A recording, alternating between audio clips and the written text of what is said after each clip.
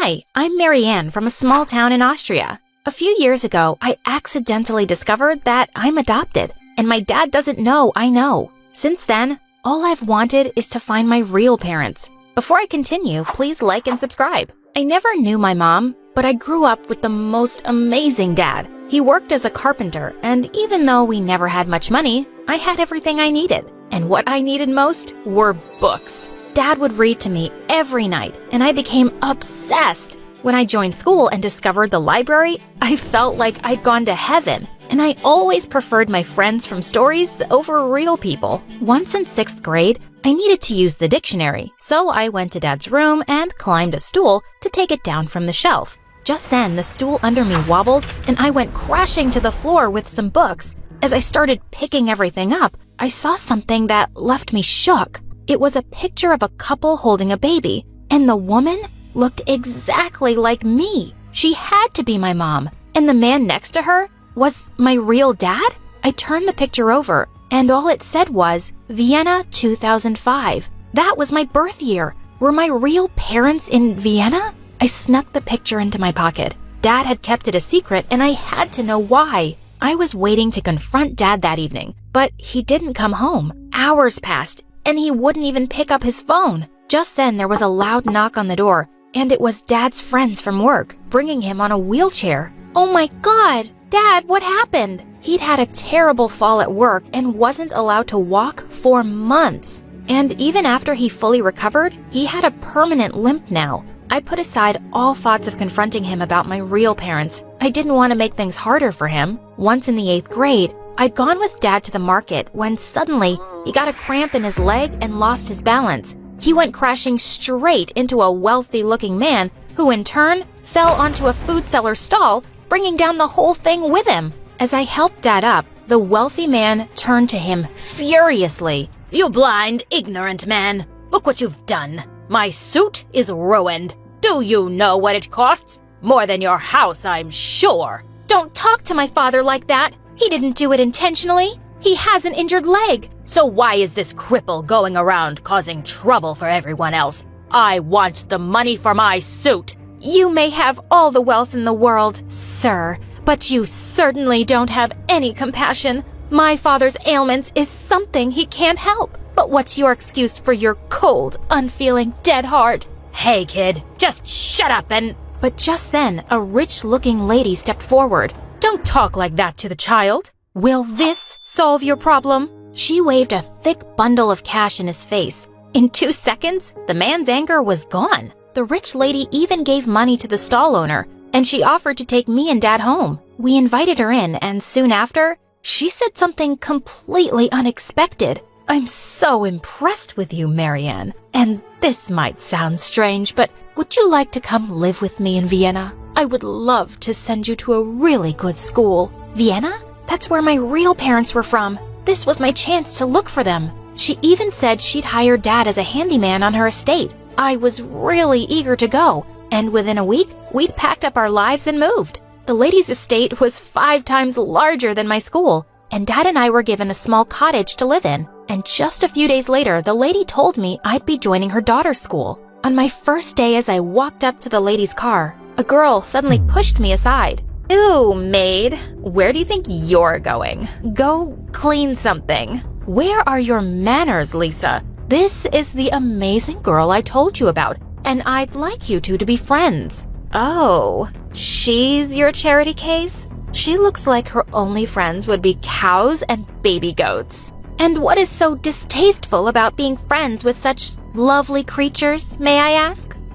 No. You may not ask me anything. Who talks like that, freak? She got in and slammed the door shut. I just stayed silent during the ride, but then suddenly, Lisa made the driver stop. I'm not gonna be seen with you. You can walk the last few blocks. She pushed me out and drove off. What a witch! Just as I was crossing the road, a sports car came speeding and stopped inches away from me. A cute boy stepped out from the back seat and shouted, Hey, watch where you're going, loser. Wow, who were these people? Turns out the jerk was in my class along with Lisa. I could see them all looking me up and down, but I just ignored them. Later at recess, I sat alone reading. The boy took a seat at my table with his friends behind him. I don't think I introduced myself before. I'm Vincent. What's your name? You can call me whatever you like. After all, what's in a name? Huh? What are you saying? Would a rose smell less sweet if it was named Garbage? Would a fire not burn us if it was called a flower? Would I be less annoyed by you if my name wasn't Marianne? The answer is no. Why are you talking like that, weirdo? So, your name's Marianne? That's kind of pretty. You don't need to remember it. I don't think we'll have much to do with each other. And with that, I just left. Aw, poor Vincent. How does it feel to be rejected by a girl? Oh, please. I just need a little time with her, and she'll be head over heels in love. I can work my magic on any girl. Well, I'm not so sure about this one. Challenge accepted. It was no surprise that Vincent and Lisa were best friends, and their gang was the meanest bunch of kids around. I'd see them picking on smaller kids at recess or poking fun at their classmates. They didn't even spare the teachers. So I was horrified when the physics teacher announced that I'd be paired with Vincent for a project. But he looked delighted. I tried ignoring him and was reading the science book to figure out something when suddenly he snatched it from me. Why are you always staring at a book when you could be looking at more beautiful things? Like me. I don't have time for your nonsense, Vincent. Give that back. Okay, but only if you agree to go out with me. I'd rather jump off a cliff. Wrong answer. And with that, he ripped some pages out and threw the book in the trash bin. What is the matter with you? Don't you have any respect for anyone or anything? God, you're such an imbecile. Why do you use such strange words? An what now? An imbecile. It means a fool, an idiot, a dummy, a moron. I pushed him away and he went crashing into our half-finished project, but I didn't even care. There was no way I was working with him. A few days later, I was walking back home when suddenly it started to pour heavily. As I dashed through the rain, a car stopped me, and Vincent rolled down the window. Hey, you're gonna get sick. Get in the car. I'd rather catch pneumonia.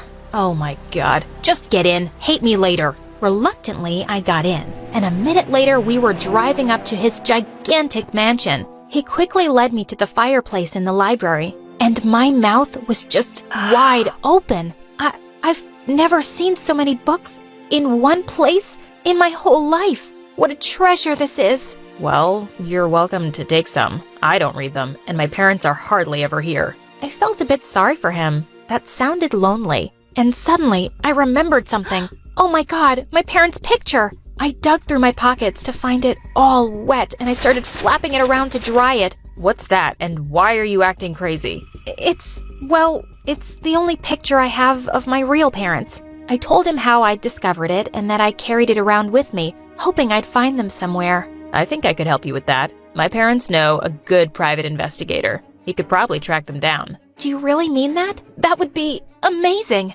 Thank you so much. As we spent some time talking, I felt myself warming up to Vincent. When he walked me out to go home with his driver, I suddenly turned to him. Vincent, why do you act that way in school? What do you mean? I mean, you have everything in the world, and you're wasting every opportunity to learn. And all you do is tease and mock other people. I'm sure your life isn't perfect, but that's not an excuse to be the worst version of yourself most of the time. I thought he'd be really mad, but instead, he took my hand. I'm sorry you've only seen the worst of me. I'll try to change that. He kissed me on the cheek before he turned away, and for some reason, I couldn't stop smiling all the way home.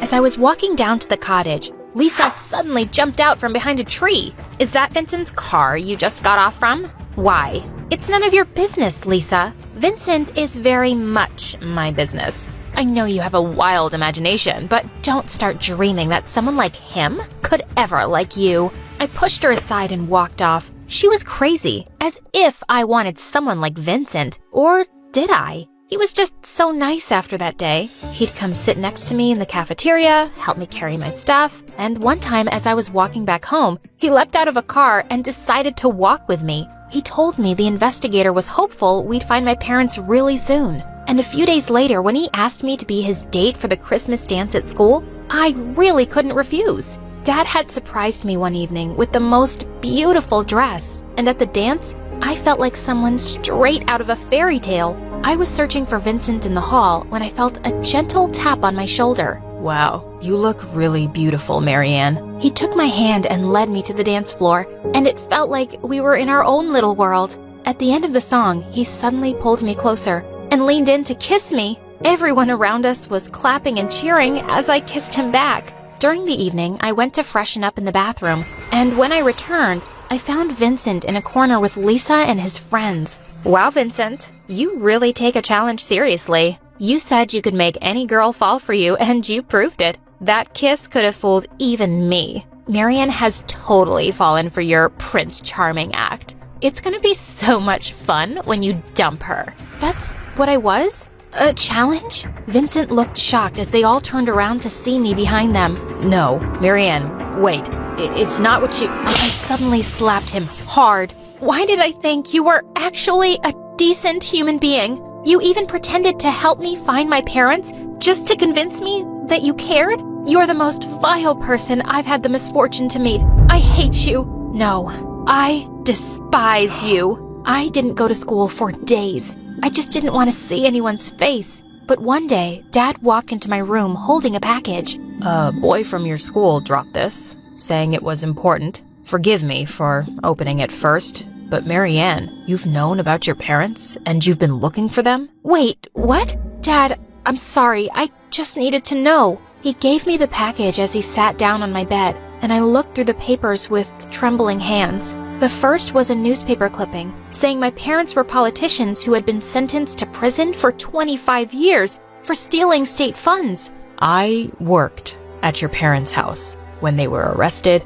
you were going to be sent to an orphanage, and I just really wanted a kid, so I adopted you, Marianne. I kept the truth from you because I thought it would only make you upset. I'm sorry if I haven't been the best dad. I jumped forward and hugged him, tears pouring down my face. No, you're the most amazing dad anyone could possibly have. I just wanted to know who they were. But it's not because I've ever been unhappy with you as my father. Not ever. Dad hugged me back. If you ever want to see them, I'll arrange a visit, okay? It won't bother me at all. I know you're my daughter. By the way, that boy just left if you want to talk to him. I ran out the door after Vincent, who was walking down to the gate. Why did you do that? Your stupid challenge was over, right? Why did you make an effort to find my parents? Marianne, it did start off as a stupid challenge, and I wasn't planning on falling for you. But I did, almost instantly. What I feel for you is real and true. I wouldn't have made all that effort if I didn't love you. You're the most special girl I've ever met, and you make me want to be a better person. I'm so sorry for hurting you. Please forgive me, will you? I looked into his earnest eyes and slowly smiled. I'd rather go down with the Titanic, but I stepped closer and pulled him in for a kiss.